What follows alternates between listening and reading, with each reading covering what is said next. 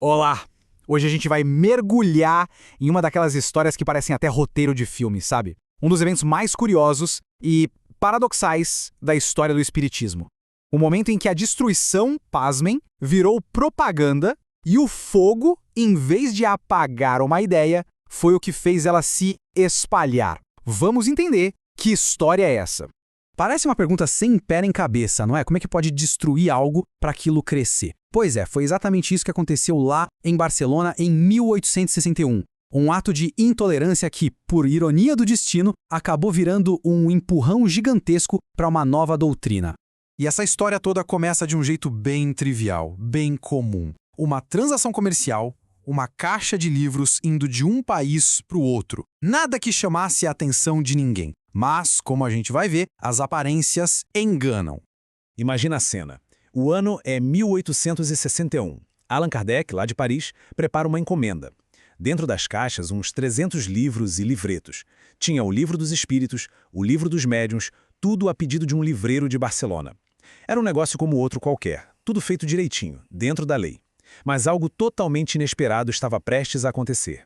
E é exatamente aqui que a nossa história dá uma virada de 180 graus. O que era para ser só uma entrega de livros acaba se transformando num verdadeiro confronto. Um confronto com a autoridade da igreja, que olhou para aquelas ideias e viu nelas uma ameaça. E olha, tudo aconteceu muito rápido. Os livros chegaram na cidade, os impostos foram pagos, tudo nos conformes.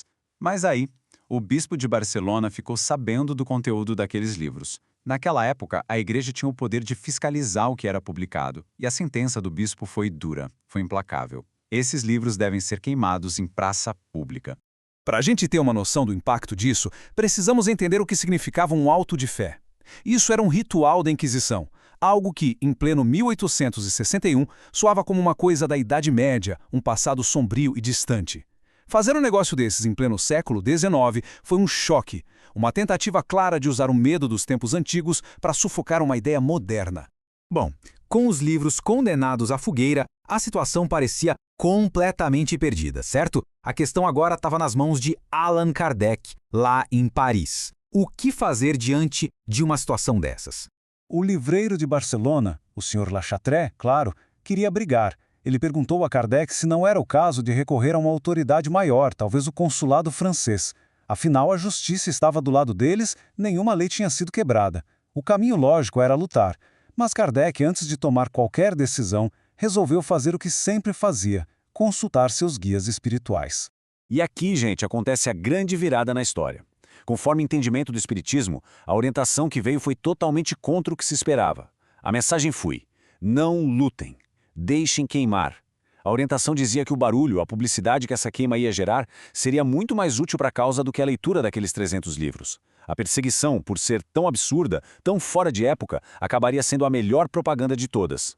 E foi isso. A decisão estava tomada. O auto de fé iria acontecer. E o que veio a seguir só provou que aquela orientação espiritual, por mais estranha que parecesse, estava, de uma forma impressionante, certíssima. Então chegamos ao dia 9 de outubro de 1861. Uma data que ficou marcada a ferro e fogo, literalmente, na história do espiritismo.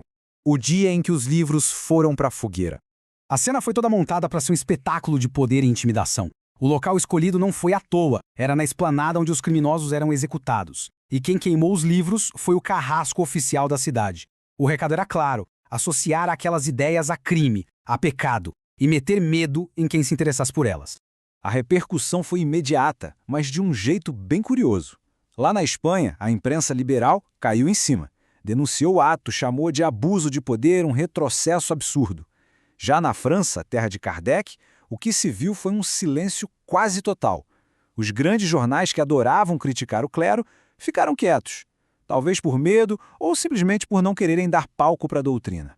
Mas olha, pouco importou o silêncio da imprensa francesa, porque o fogo lá de Barcelona acendeu uma outra chama que ninguém mais conseguiu apagar: a chama da curiosidade.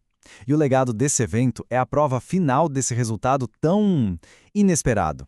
A tentativa de destruir as ideias deu um tiro no pé. Foi exatamente o contrário do que queriam. A notícia da queima despertou uma curiosidade gigantesca. As pessoas começaram a se perguntar: ué, Mas que ideias são essas tão perigosas que precisam ser queimadas em pleno 1861? O resultado? A procura pelos livros explodiu na Espanha. O ato que deveria ser um ponto final acabou se tornando um ponto de partida. No fim das contas, o Auto de Fé de Barcelona nos deixa com essa reflexão, né? A história toda mostrou que você pode até queimar papel, pode queimar tinta, mas o fogo não consegue queimar uma ideia. Pelo contrário, às vezes o fogo serve apenas para iluminá-la ainda mais, para que muito mais gente possa enxergar